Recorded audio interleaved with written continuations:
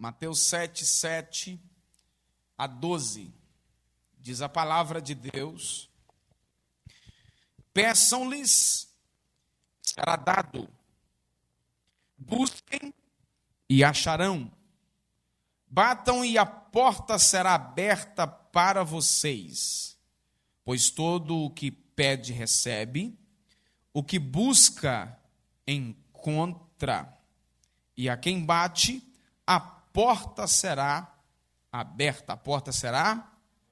A porta será? Ou quem de vocês, se o filho pedir-lhe pão, lhe dará uma pedra? Ou se pedir um peixe, lhe dará uma cobra? Ora, se vocês que sendo maus sabem dar coisas boas aos filhos, quanto mais o Pai de vocês que está nos céus dará boas coisas aos que lhe pedirem? Portanto, tudo o que vocês querem que os outros façam a vocês, façam também vocês a eles, porque esta é a lei e os profetas. Todos nós dependemos de Deus, quer tenhamos consciência disso ou não. Até o ateu que não crê em Deus, ele depende de Deus. A vida é uma dádiva de Deus, é uma graça de Deus. Pedro falou sobre o Deus de toda graça. Nós temos a ideia de graça como salvação. A salvação é a expressão máxima da graça de Deus. Mas tudo que nós recebemos, tudo que Deus nos dá, é fruto da sua graça, é resultado da sua graça. O apóstolo Paulo, ele falou um negócio interessante, quando ele estava discursando lá na Grécia, está registrado em Atos, capítulo 17, Paulo falou o seguinte, versículos 24, 25 e 28, vou citar aqui na versão NVT, Paulo disse: Ele é o Deus que fez o mundo e o que nele há. Uma vez que o Senhor dos céus e da terra não habita em templos feitos por homens, e não é servido por mãos humanas, pois não necessita de coisa alguma. Ele é quem dá vida e fôlego a tudo, e supre cada necessidade. Olha como ele termina dizendo: pois nele vivemos, nos movemos e existimos. O que ele está dizendo com isso? Olha, nele vivemos, é ele quem dá a vida para nós. Nele também nos movemos, é ele quem nos dá a capacidade até de sair do lugar, e é por ele que também existimos. Ou seja, ele dá a vida e ele sustenta a vida. Existe uma ideia teológica de alguns que interpretam de maneira equivocada alguns textos da Bíblia, que dizem que Deus, ele é o criador de tudo, ele fez todas as coisas sim, mas ele assentou no seu trono num lugar escondido e deixou a sua criatura, a sua criação, seguir o seu curso de vida normal, e que ele não está nem aí para a sua criatura. Gente, isso não é verdade, isso é uma heresia. Se Deus tivesse feito tudo o que ele fez, dado as costas para a sua criação, isso aqui já tinha explodido há muito tempo. Deus é o sustentador de tudo. Deus é aquele que protege todas as coisas.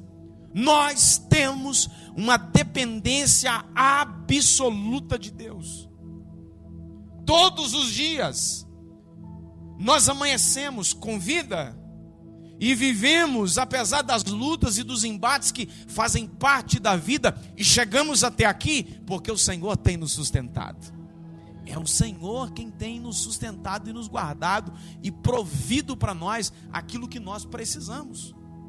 Trabalhar, nós trabalhamos, mas é Ele quem dá força para trabalhar, Ele quem dá o trabalho, Ele é o provedor de tudo. Então nós somos totalmente dependentes dEle. Agora, como usufruir daquilo que Ele tem para nos dar de maneira melhor, de maneira excelente? Primeira coisa, conhecendo a sua vontade. Você conhece a vontade de Deus para a sua vida? Qual que é o plano dele para você? O que ele tem para você? O que ele quer que você faça? O que ele quer que você viva? A nossa vida, ela não pode ser pautada pelas circunstâncias. A nossa vida, ela não pode ser pautada se as coisas vão bem, a gente está aprumado. Se as coisas saem um pouco do nosso controle, a gente desanima. A gente precisa conhecer qual que é a vontade de Deus. Os líderes religiosos de Israel se empenhavam em resumir de forma escrita o que seria a vontade expressa de Deus. O problema é que eles faziam isso de uma maneira cega, meramente religiosa. Irmãos, a religião, ela não é o problema. O problema é a religiosidade. A religiosidade é o hábito de seguir regras e ter a ideia de que por si só o seguir essas regras é o que resolve o nosso problema. Acima de qualquer regra, acima de qualquer religiosidade, acima de qualquer hábito, nós precisamos conhecer a vontade de Deus. Precisamos saber o que Ele tem para nós. A obediência cega, manipulada, condicionada, ela não é a vontade de Deus. Ou seja, aqueles religiosos, eles estavam contrariados ou contrariando aquilo que de fato era a vontade de Deus. Sabe qual que é a vontade de Deus? O texto diz que Jesus veio ao mundo como fruto da sua vontade expressa, era desejo de Deus. A Trindade Santa, em uma reunião, antes mesmo da fundação do mundo, decidiu que a segunda pessoa da Trindade viria em forma humana para resgatar um homem que ainda nem tinha sido criado. Deus não foi apanhado de surpresa. Havia um plano arquitetado. Agora, olha como que descobrimos a vontade de Deus para nós. Hebreus capítulo 1, versículos 1, 2 e 3. Havendo Deus, outrora, falado muitas vezes e de muitas maneiras aos pais, pelos profetas, nesses últimos dias nos falou pelo Filho, a quem constituiu herdeiro de todas as coisas, pelo qual também fez o universo. Ele, o Filho, é o resplendor da glória e a expressão exata do seu ser, sustentando todas as coisas pela palavra do seu poder. E depois de ter feito a purificação dos nossos pecados, ele se assentou à direita da majestade nas alturas. Então, ou seja, Jesus se manifestou há 2000 anos atrás para nos falar qual que é a vontade de Deus para a nossa vida. A vontade de Deus para a nossa vida é que reconheçamos o seu Filho unigênito como nosso Salvador, como aquele que é capaz de nos perdoar os pecados, como aquele que nos resgatou das garras de Satanás. Ele, Jesus, é o homem perfeito. E aí, quanto mais o imitarmos, mais faremos a sua vontade. Quanto mais sermos parecidos com Ele. Sabe o que é? Eu falei disso aqui outro dia. Sabe o que é que significa a palavra discípulo aqui no simples, para nós entendermos? Uma cópia. Ser discípulo de Jesus é ser uma cópia dele. é viver como ele vivia. E isso ele nos ensinou. Humanamente falando, isso é impossível para nós. Todavia, nós temos em nós o Espírito Santo que habita em nós e nos capacita para isso. Essa é a transformação. Jesus falou disso para Nicodemos no capítulo 3 de João. Jesus falou para ele: olha, é necessário nascer de novo. Quem não nascer de novo não pode experimentar do que eu tenho para te dar. Quem não nascer de novo não pode conhecer a vontade de Deus.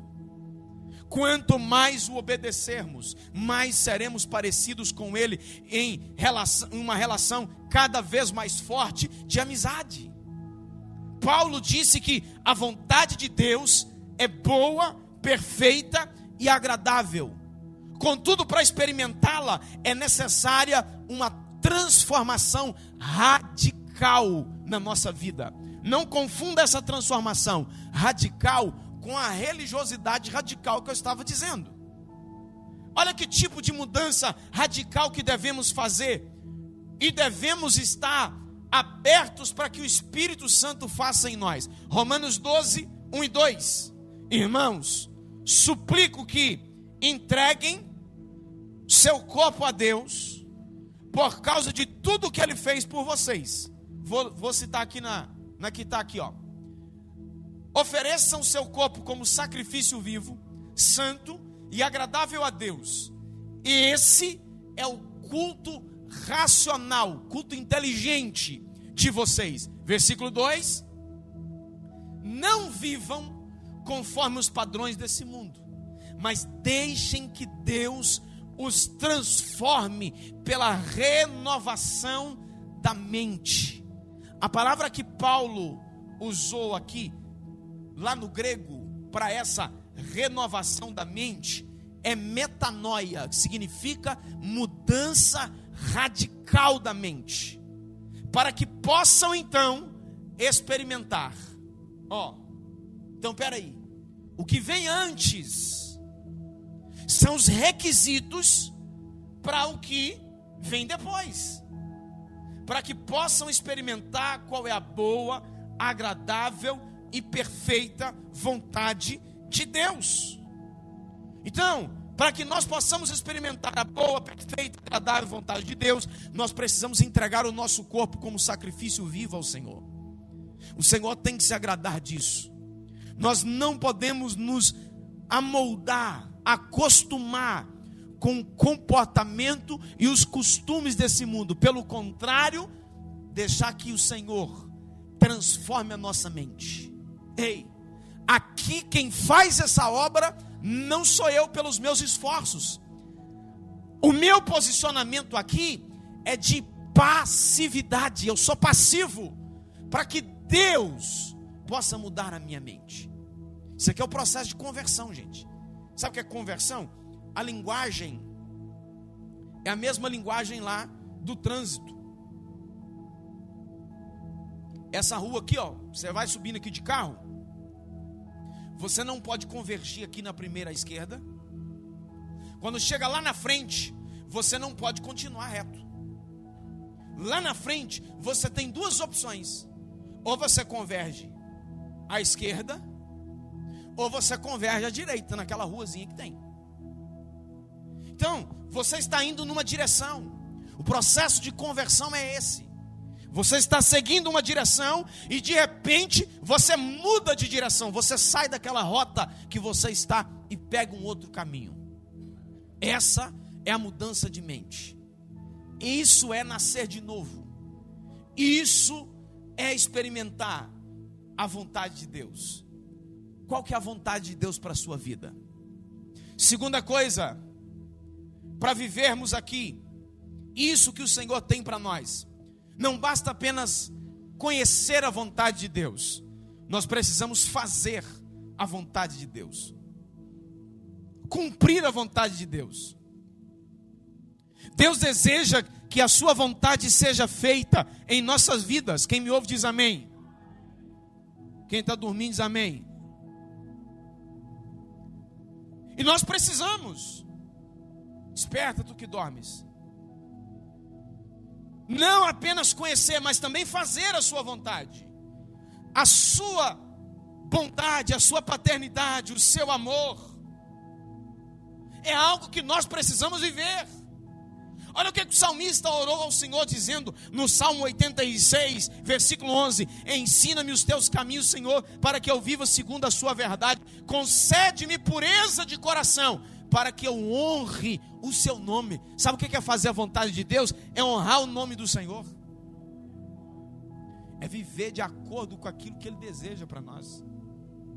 Não é só conhecer. Tiago falou que nós precisamos ser não apenas ouvintes, mas também praticantes da sua palavra. Ouvir e não praticar aumenta o peso de responsabilidade sobre nós. Isso demonstra, quando o salmista orou assim, que era importante para ele fazer a vontade de Deus. Era importante ele seguir isso. A vontade de Deus para a nossa vida, irmãos, é que vai mudar a nossa vida. Quantas vezes já não tomamos decisões, às vezes contrária à nossa própria vontade, para fazer a vontade de Deus? Irmãos, a nossa carne, ela é um negócio complicado, difícil de domar. Dentro de nós existe uma fera difícil de ser domada. Apenas o Espírito Santo pode dar jeito nesse trem. Apenas o Espírito Santo pode nos controlar. E fazer a vontade de Deus é o que vai ajudar a controlar isso. Olha o que Jesus falou em Mateus 26, 39. Meu Pai, se possível, afasta de mim esse cálice. Se não, seja feita a sua vontade e não a minha. Você está preparado para fazer essa oração? Gente, quantas vezes já não oramos falando isso com Deus? Senhor, faça-se a sua vontade, mas lá no fundinho do nosso coração, faz a minha, Senhor. É ou não é? Faz a minha vontade. Agora é o seguinte, vou perguntar aqui: se o Senhor tivesse respondido você em todas as orações que você fez, onde você estaria agora? O que seria de você se Deus tivesse dado para você tudo que você pediu?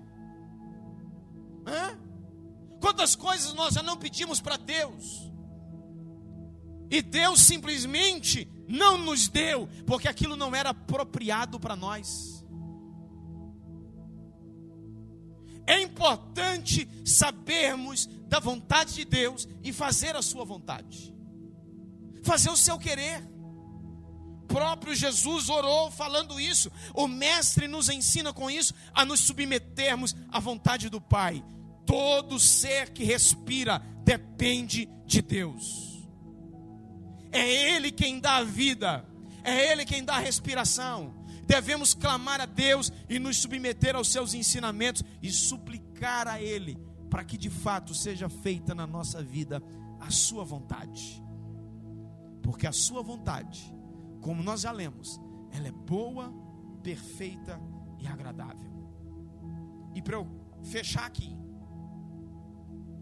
terceira coisa, para nós continuarmos experimentando do favor de Deus, para nós continuarmos nessa comunhão, experimentando aquilo que o Senhor tem, nós precisamos ir para a prática de viver a sua vontade, experimentando a bondade de Deus. Eu já disse que Deus é o Pai e que Ele nos ama. Qual pai aqui que o seu filho pedindo para você um pão, você vai lá e pega uma pedra e dá para ele? Qual é o pai que o filho pedindo um peixe dá uma cobra? Foi isso que Jesus perguntou. Jesus completou o seguinte: olha, vocês são maus. Jesus aqui estava apontando o problema da nossa natureza pecaminosa. Sabe, irmão Geraldo? Dentro de nós tem isso. A nossa carne, ela é má. Mas Jesus falou o seguinte: olha, até vocês que são maus, que são pecadores, sabe dar boas coisas aos seus filhos. Quem é pai e mãe aqui, Você dá tudo que o seu filho pede? Do jeito que ele pede? Na hora que ele pede? Pois é. E aí Jesus completou dizendo: se até vocês que são pecadores sabem dar boas coisas aos seus filhos, muito mais o nosso Pai que está nos céus. Ele sabe dar boas coisas, boas dádivas, bons presentes. Deus é bondoso e Ele sabe dar boas dádivas aos seus filhos, e nós precisamos experimentar isso. Jesus disse em João 5:17: o meu Pai trabalha até agora e eu também trabalho. Até Deus trabalha, gente, mas tem uma turma aí que não gosta não. Tem uma turma aí que não é chegada no serviço. Você conhece alguém assim? Pois é. Tem uma turminha aí, meu filho, que não é chegada. Agora Paulo falou o seguinte: que quem não gosta de trabalhar, é bom que também não coma. Pois é. Tem uma turma aí, meu filho, que se você jogar uma carteira de trabalho nele, ele sai vazado, não quer nem saber. O trabalho não veio como castigo pelo pecado. O homem já trabalhava antes do pecado. Deus fez o homem, falou para Adão assim: olha, administra aí esse jardim, cuida desse negócio, e eu vou passar aqui todo dia de tarde para dar uma espiada. Coloca nome nesses bichos, tudo aí. O que veio como consequência do pecado? Não foi o trabalho. O que veio como consequência do pecado foi a dificuldade, o desgaste. Mas o trabalho não. Até Deus trabalha. Jesus disse: olha, o meu Pai trabalha até agora. O meu Pai trabalha até agora e eu também trabalho. Para que Deus trabalha? Uma das coisas que Deus trabalha por aqueles que nele esperam. Deus trabalha pelo seu povo. Através do profeta Isaías, o Senhor disse: ainda que uma mãe esqueça do filho que cria, todavia eu não esquecerei de você. É Deus trabalhando. É Deus cuidando de nós. É Deus trabalhando pelo seu povo. Deus não cessa de trabalhar pelos seus filhos. Ele jamais nos deixa sozinhos. Ele jamais nos deixa sozinhos. Experimente da bondade de Deus, meu filho. Viva isso na sua vida. A mão poderosa de Deus está a favor do seu povo. A bondade do Pai Celeste não tem limites. Às vezes a gente bate na porta da casa de alguém que a gente sabe que pode nos socorrer em algumas coisas, e às vezes a pessoa não nos socorre, mas Deus não. Deus é um Pai bondoso. Experimente da bondade de Deus, creia nisso. O Senhor nos trouxe aqui essa noite para nos dizer que nós não estamos sozinhos. O Senhor está conosco. Todos os seus atos se caracterizam pela sua bondade, pela sua justiça, que são atos próprios da sua natureza. Os pais terrenos muitas vezes amam loucamente, apaixonadamente. A paixão é diferente do amor. Primeiro que a paixão, ela acaba facilmente. O amor também pode acabar. O amor exige cuidado, e se não tiver cuidado, ele acaba. Mas a paixão, ela acaba mais facilmente. A paixão leva a pessoa a cometer loucuras. A paixão leva pessoas a fazer coisas impensadas. Muitos pais amam os filhos loucamente, apaixonadamente, e fazem certas loucuras. dão coisas impensadas, agem de maneira impensada. Mas o nosso Pai Celeste, Ele é sábio. Ele sabe do que nós precisamos. Ele sabe do que nós necessitamos. E aqui tem duas coisas que nós precisamos compreender. Primeira, Ele vai nos dar o que nos é apropriado. É por isso que tem oração que nós fazemos e não somos respondidos. Duas razões do porquê a nossa oração não é respondida. Primeira, que às vezes pedimos mal, não sabemos pedir. Pastor, tem uma maneira certa de orar? Tem. Jesus ensinou a orar. Quando você pega os versículos anteriores, a oração do Pai Nosso, no capítulo 6 de Mateus, chamada oração dominical, Jesus disse para a sua plateia, que era uma multidão que estava lá no Sermão da Montanha.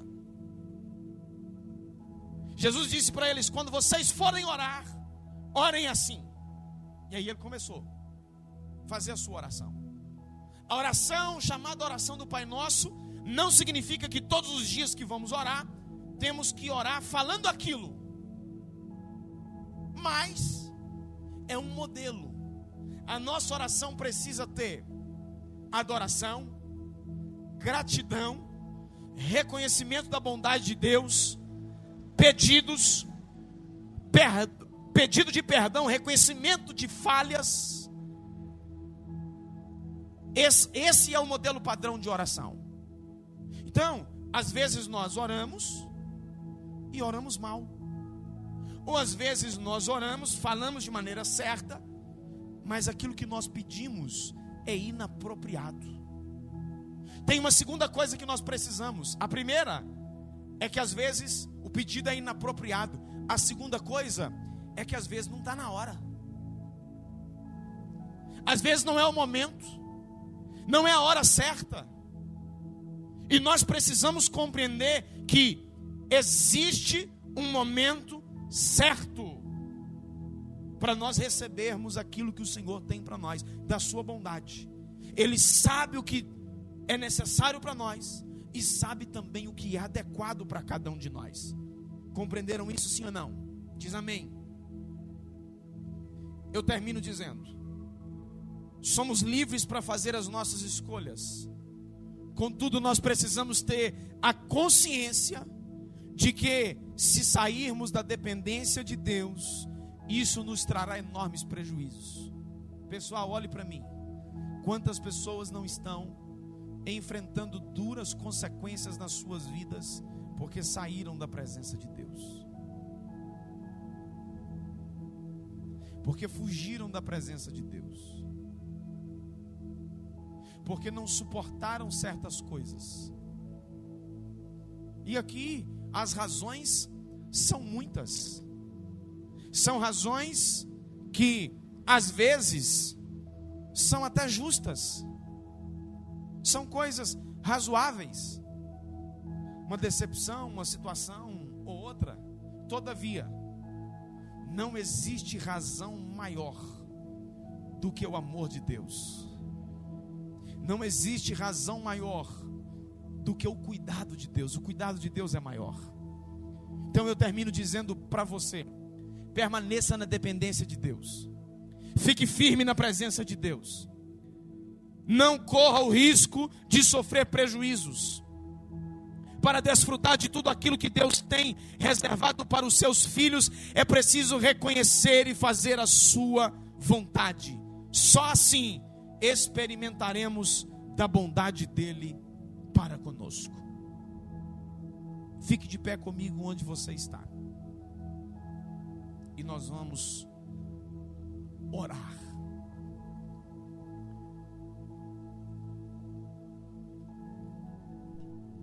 Coloque a mão na altura do seu coração.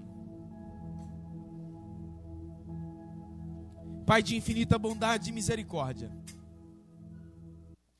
nós queremos viver na vontade do Senhor, no centro da vontade do Senhor. Oh meu Deus, a nossa oração aqui nessa noite é como a oração de Moisés. Se o Senhor não estiver conosco, não arredaremos o nosso pé. Não nos deixa, Senhor, movimentar em direção nenhuma, se o Senhor não estiver conosco. Portanto, Senhor, se nós tivermos a confirmação de que o Senhor está conosco, nós também não ficaremos preguiçosamente na zona do conforto. Nós queremos avançar rumo àquilo que o Senhor tem para nós. Nós queremos caminhar na direção daquilo que o Senhor tem para nós. Nos ajude, nos fortaleça, nos faça mover. Não nos deixe, Senhor, ficar sossegados no nosso lugar sem nos mover. Que haja, Senhor, despertamento em nós. Nós queremos viver aquilo que o Senhor tem para a nossa vida. Que o Senhor nos ajude. Que nós possamos ter uma revelação clara dos propósitos do Senhor na nossa vida. Que nós venhamos ter uma compreensão clara daquilo que o Senhor tem para a nossa vida. E que o seu amor e que a sua bondade se manifeste sobre nós, sobre a nossa casa. É a nossa oração, no nome de Jesus.